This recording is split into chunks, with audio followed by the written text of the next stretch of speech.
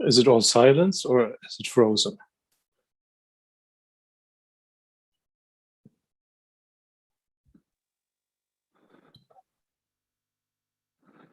It's summertime, nothing's frozen. Okay. You jumped into the picture big time. Hello, Jean. It's summertime, nothing is frozen. Okay. Okay, let's kick off this morning the Daily Energy Markets Forum, Sunday, July 11th, and the market review from last week, where we see essentially oil prices little change despite much drama during the week. We're more or less back where we started from. Let's kick off this morning with Christof Rühl, a senior research scholar, Center on Global Energy Policy, Columbia University. And I won't start with the easy question of who's going to win the football match tonight, but I will start with the more difficult question. Why does this market not care that OPEC Plus is in a state of crisis?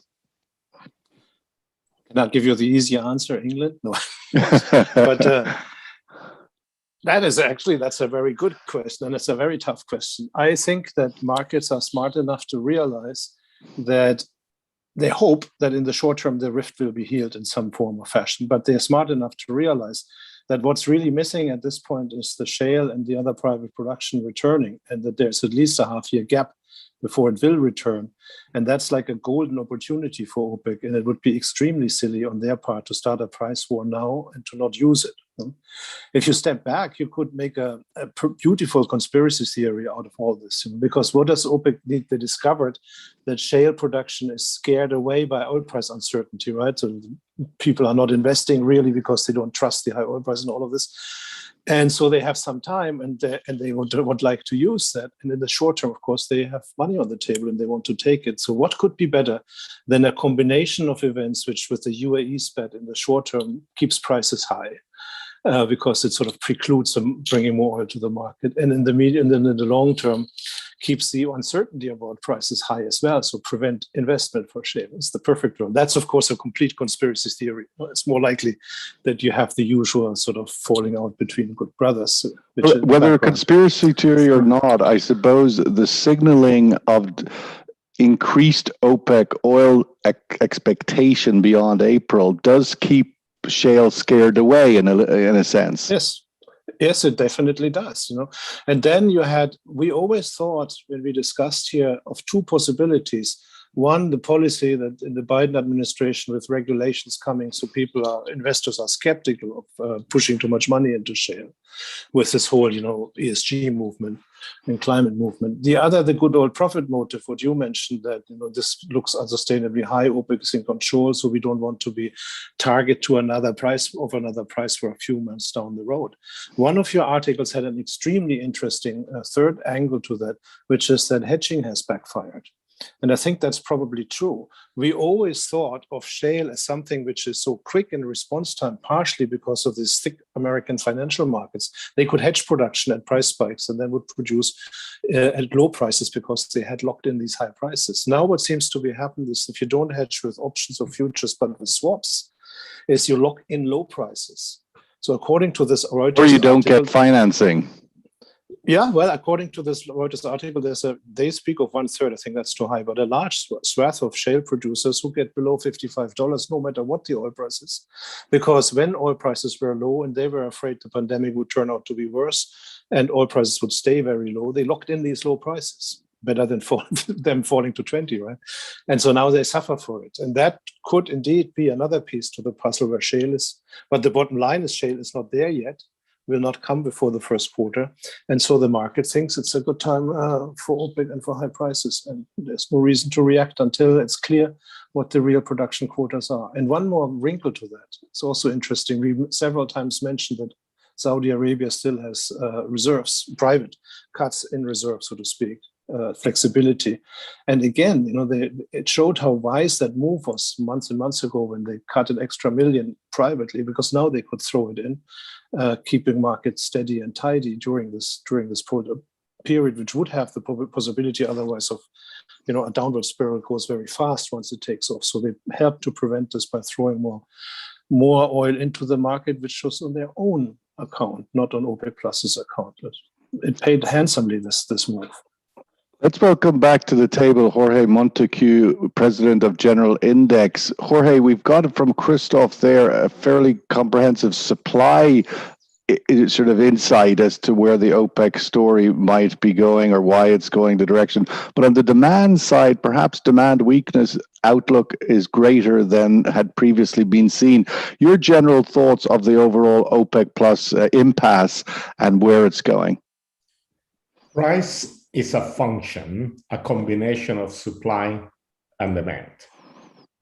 At this moment, we are seeing a serious and almost in a way immature fight between the UAE with the other OPEC members. You could say that they are so ambitious that they don't care what happens to the rest of their team.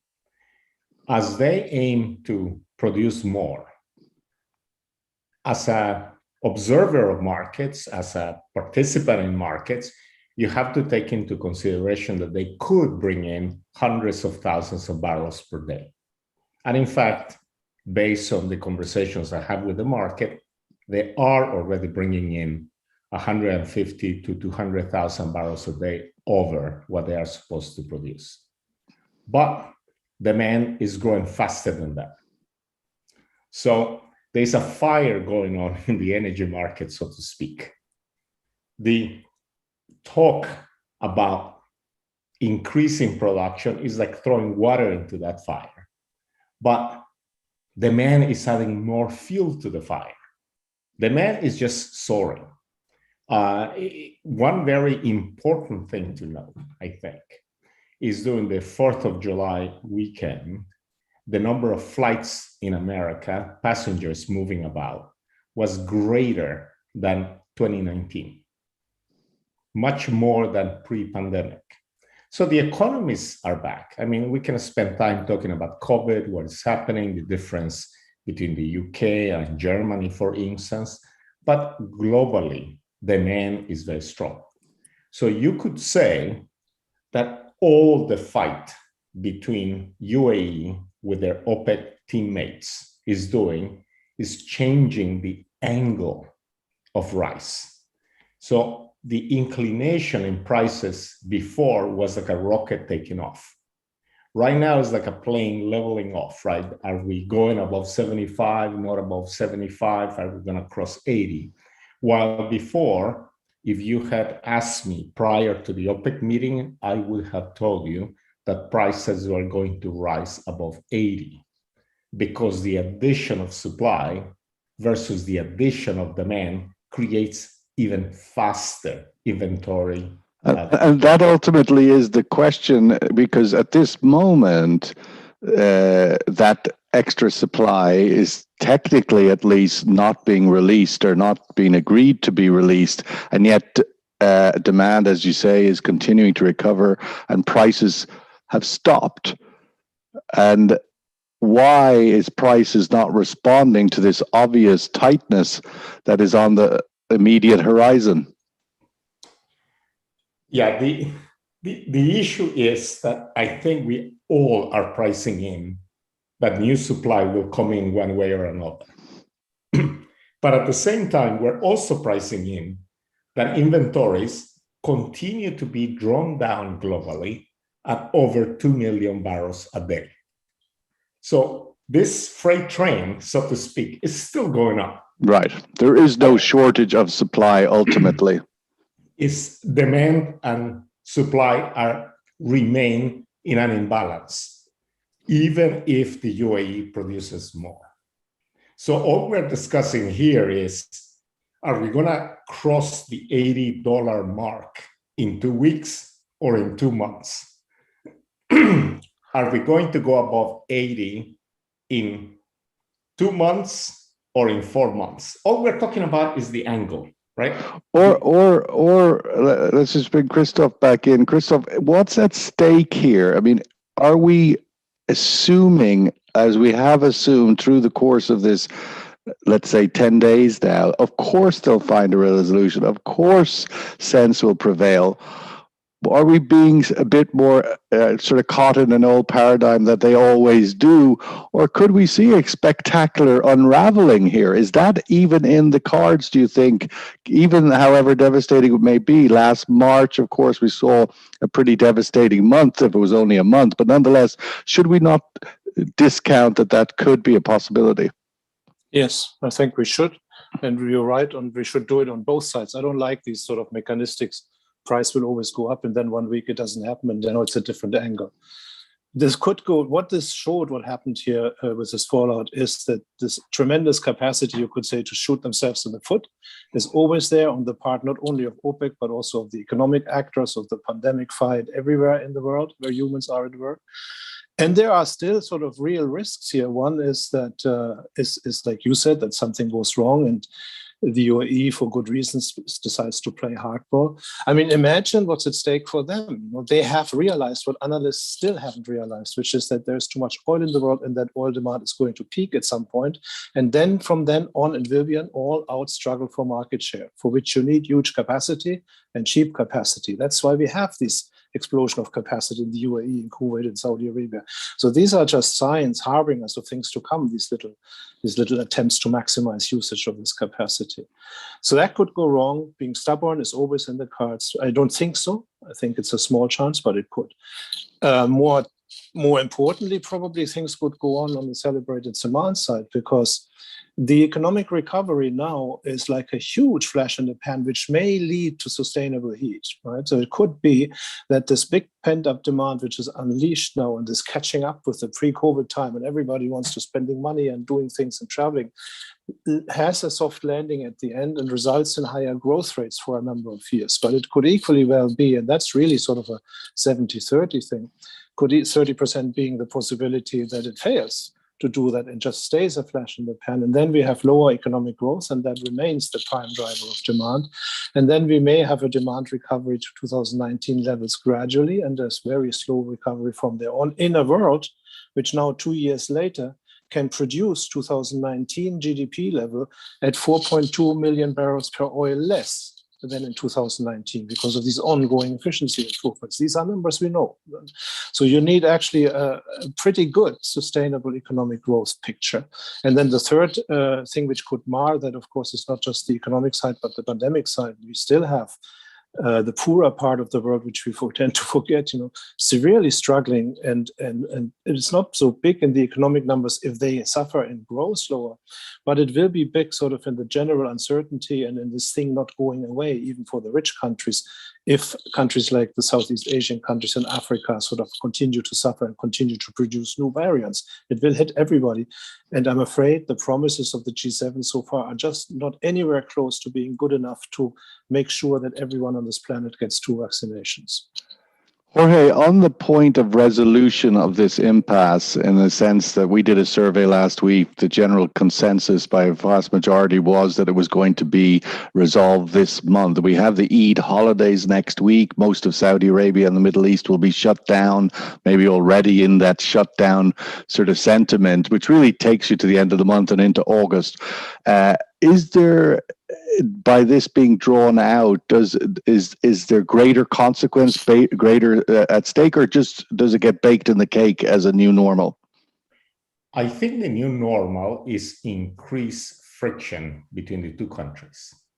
If you look back over a period of 2 years, the UAE and Saudi Arabia have gone from partners in a very nasty fight in Yemen, in being really tight at the hip in various policies, to a very steady deterioration in objectives and goals in those last 2 years. And that separation has been magnified.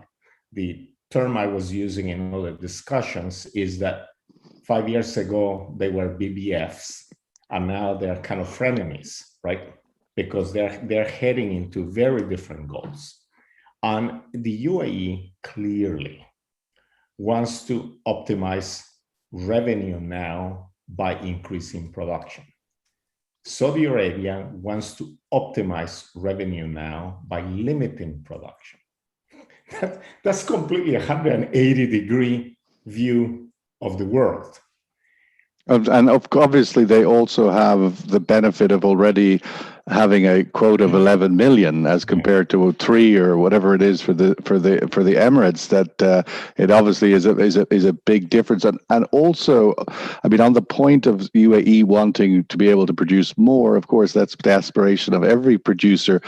But ultimately, they have spent huge amounts of billions of dollars in partnership with international companies who are expecting their investment to have a return. So there's more to here than just the aspiration, obviously, to sell more oil. There is commerce, there's business, there's contracts, there's money spent that needs a return. Yeah, if you take that point of view, and I have been speaking with some Emiratis in the last week, they are very aggrieved that the world doesn't see what they have done and how much they cut relative to the rest. But if you take another point of view, Saudi Arabia has been investing for decades in having extra production ready to supply the world when there is something. So everybody has a different angle and a different justification for their position. Bottom line, we are at a period of great friction. And I think we should be mentally prepared for a break in that relationship. And as that relationship breaks, what are the consequences? The consequences from a market point of view are not really disturbing because demand is growing. So if supply grows, no big deal, right? How much can they add? Tops 500 in the short term, maybe 1 million in the longer term, but that doesn't change the picture in the world because we will grow post-pandemic at greater than 1% per year. And shale is coming back. We should not write them off, right? Because the number of rigs if you take an average of a year, have doubled in the US, but production is not rising to where it was. It's creeping up little by little. So the world needs the UAE, the world needs Saudi Arabia, needs Russia and those things, but we should be ready to expect greater friction politically, a divergence. Because, this is really not my expertise, but what I see here from afar is an attempt to reset the relationship between the two countries. Is Saudi Arabia really the daddy of the region? Or are we partners of equal stature in that relationship? Well, that's a very, very big question that inevitably has multiple layers of vibration when you consider all of the actors in the region. In the immediate sense, Christof, the outlook for supply still seems relatively plentiful. At the moment, we have the OPEC plus production, Saudi Arabia and the rest returning oil, right? That was the agreement made June, July. We're in the third month of that, and Saudi to bring back another 400,000 this month. And of course, a lot of that new supply in recent months has been to feed the seasonal demand in the Gulf region for burning liquids for power. That period will pass now in the next month or so, and that oil that has come back could go to the international markets. Iran could return to the JCPOA deal. So supply is plentiful, and hence prices are not soaring. Yes, I think that's basically correct. And there's a question mark about the continued increase of demand beyond the immediate pandemic catch-up recovery. Right? But you have to see that, for example, this crude burning, so that's the problem of Saudi Arabia. So Saudi has up to 700,000 barrels ahead this year for domestic power generation. That will come back. Some of that will come back. There's one additional point. You don't need to hang it so large. It's the conflict between UAE and Saudi Arabia. Just look at what happened within OPEC Plus all this time. Russia, which is not even an OPEC member, overproduces with impunity. So if you feel that you are a producer who has cut a disproportionate share of his baseline, and you think that these things need to be renegotiated, then you probably, like the UAE, it's understandable. You stand there and you say, hey, before we have an automatic extension of the agreement, I mean, remember, we should all remember that they didn't say we don't agree anymore. They said we don't want this to roll over to another half year at the same basic conditions. They have a case. They have a case. They say our production capacity is much larger. So others are producing much closer to capacity, officially or not, recognized or not. So let's talk. And I think that because there is a reasonable rational background, it probably is likely to be resolved. But in general terms, yes, we have close to 4 million spare capacity. We know the numbers. We know that Q1 2020, if the rig count doesn't collapse now, we should see shale coming back to some extent. Not as quickly probably as before, but it will be a force to reckon with. And then I don't know, but maybe Jorge has a better insight. I honestly don't know, but I've read that Venezuelan output keeps creeping up for a quarter of a year every month now. I'm not quite sure why. We should reckon that Iran comes back, that there will be a deal. So yes, I mean, there's no shortage of supply inside. Whether this will change if therefore a lack of investment outside OPEC is a different picture. What's very interesting that as the outcome of all of this might be that OPEC's market share is much higher historically than it was historically in the immediate aftermath of the pandemic. Let's go to the survey question and give everybody in the room an opportunity to express a view on this and the general themes we're discussing. Oil market reaction to OPEC plus impasse has been muted because, one, the market expects a quick resolution of this impasse. Two, demand outlook is weakening and not as robust perhaps as the expectation. We're seeing COVID close downs, lockdowns in various places. China seems to be coming off its big trajectory of growth this year. Three, expect cheating supply will come regardless. Or four, none of the above. So welcome your views on this question, and when we'll go to Jorge and Christof about the week ahead rather than the week behind, and see where their thoughts are of all this is going. Jorge, week ahead, of course, the markets more or less did a lot of vibrations over the last week, 10 days, a lot of greater volatility, but ultimately ended up in the same sweet spot of $75 oil. How do you see the immediate outlook for the market as we sort of move into the second half of July? Yeah, the immediate outlook, I think with the uncertainty of the UAE and Saudi Arabia tussle, is $75 plus or minus. Right. We're going to be hovering in that level. If there is a public breakup where they say that no more OPEC, then we should expect some softening, but by definition. I think everything is set for the UAE to make some, and we joke a lot about this, to make some brotherly noises by the end of next week, which means then we start creeping up 75 plus. But in the very short term, 75 plus or minus. From the point of view of barrels coming anyway, is there a fragility if this rolls into August? Do you think that the sort of compliance and the discipline that we've seen from this group, which has really been the surprise of the last year, how sort of robust the discipline has been, that could start to fracture? That's a very good question, because I am always not very bought into the aspect of discipline. At the end of the day, OPEC is Saudi Arabia, UAE, and Kuwait. The rest of the team members, they do what they want to do pretty much, right? So what we're talking about here is the breakup of the heart of OPEC. And this is really what the UAE needs to think about. Because if they go solo, that means OPEC has broken. OPEC is now going to be in the future governed by market forces, because Saudi Arabia is not OPEC alone. It needs the buy-in of those core members. Russia, as you indicated, pretty much does what it does. At the margin, maybe 100,000 barrels is nothing big. So UAE, Kuwait, and Saudi Arabia are the heart and center of OPEC. Is that going to break? Based on how demand is growing, if it's going to break, now is the best time ever. would be because that would have so many ripples as a consequence. That break, if it was just isolated to the break or fracture of OPEC plus, OPEC or slash OPEC plus would be one thing. If it was a break for the whole geopolitical structure of the Middle East, that would be a whole nother scale of issue to try and digest. Christof, your thoughts week ahead? Are there any other issues out there that we're not paying attention to?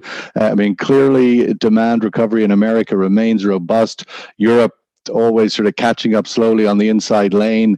Still some issues for COVID, but it seems like it's where the glass half full rather than half empty. COVID is sort of settling back. Yeah. So the only thing I would add to that is, so on the economic outlook, it's kind of amazing, but at the moment everything is in favor of the Fed strategy of calming down expectations of inflation. Bond yields have fallen.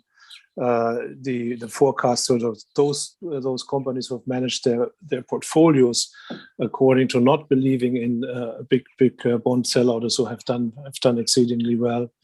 And we have some data coming in, European inflation numbers. The ECB has also given itself revised the target slightly upwards, so the quality of the target. And Europe is not going to be very inflationary. So this seems to be a phase where inflation expectations have calmed down. This is short term, doesn't tell us anything about the long term. And therefore, another reason, why the markets are not overly concerned about what happens in oil markets. And one last word on oil markets. If the heart would break, to use Jorge's analogy, that wouldn't be the first time. We had these big fallouts between Iran and Saudi Arabia before, and then we had a decade in the 80s of low oil prices. We had the collapse in 98, what they still call the ghost of Jakarta. So never write off OPEC completely. Even if in the worst case now there's a big breakup or fallout, it will probably not the end of it. The end of it will only come when oil demand is sustainably falling. It's interesting, Jorge, in the point of you referenced your identification of OPEC, Saudi, Kuwait, UAE, and now we're talking sort of OPEC plus. I'm just thinking at these times, does OPEC still exist? Are we really now in an OPEC plus world? And we're talking Russia being the mediator possibly between Saudi and the UAE, that we have to see this now as a holistic 20 plus countries rather than simply the OPEC box. Is this a moment in which sort of OPEC, whether officially or not, falls away and OPEC plus is really the beast? Yeah, the concept of OPEC plus is more of a public relations exercise, because a cartel has two powers: to reduce production or to suddenly increase production to punish, say, errant members. The number of members within OPEC that have that power to reduce production quickly or to increase production quickly are very few. It's again the heart of OPEC. Russia is not going to say, I'm going to reduce my exports by 10%, right? Nigeria is not going to do that. Iraq is not going to say, I am going to reduce my production. They don't have that power. So it goes back to those that have the flexibility to increase or decrease. And the willingness. That heart goes away, it's over. It's market-related activity. If you look at the structure of the market, Jorge, and I just wanted to get your views on the coupling of these two decisions that OPEC Plus are struggling with. One is the supply increase from August. They seem to have a consensus on that, 400,000 a day through to the end of the year. But the second piece is obviously the outlook for quotas beyond April next year. These are being coupled together at this time.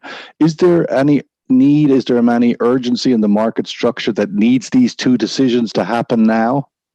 No, and this is what is more puzzling about the UAE, essentially very strong position on that they want a solution now, because they could have accepted the structure and even agree to the structure for 2022, but then come and review it at the end of 2021 or in January next year and say, demand is growing more than anticipated, the market structure is good, why don't we add extra? rather than having a fight now. So I really don't understand why they are being so strong in their position. There is no need to do that because that limits their options. What are they going to do if, for instance, there is a new variant of COVID that is so strong that sends us all back into our rooms, and they're already committed to overproducing so much? They should observe, calm down, chill in a way, enjoy the summer time off, and make that decision on increased allocation in Q1 next year. That's the right thing to do. But that's how this started, no? It was Saudi Arabia who insisted to extend the agreement at the old production quotas. And it was the UAE who said, if you want to extend, then we have to talk about the baseline. So that's a perfectly rational stand to take. They could, if they would have just been silent now, they would have to live with the baseline for another 6 months, which they obviously don't want to do. So and it could get baked in at that point. I suppose that's the essence of the structure of the market. Looking out beyond the backwardation structure, 2 or 3 years out, where we're trading at $60-61 on Brent, perhaps. Propping that up is the issue at the play here in order to draw in investment into new supply. That's a whole nother conversation. We need to wrap up this morning. Let's just get the last piece of data and get the survey result. The market, this room, like last week, still expects a quick resolution. I'm not so sure that will be forthcoming, at least in the context of this month, July, ahead of August, when the new supply is expected. But there is still an expectation of quick resolution. I think that is the historic muscle that we all have about OPEC. They'll get there in the end. Qatar didn't, and they went their own way. Will we see another OPEC member do the same? We need to wrap it up and thank our panelists. As always, great to have Jorge back to join us. And Christof, thank you so much, as always, for anchoring the Sunday morning show. Really appreciate it. Have a great week, everybody. We'll catch up with you each morning. Of course, next week is Eid when the Middle East shuts down. We'll also be shutting down next week for the Eid holidays. But for this week, we'll continue to analyze where this story goes. Will it find a resolution ahead of Eid? That will be a question. Thank you, everybody. Have a great week. Thank you. Thank you. Bye-bye.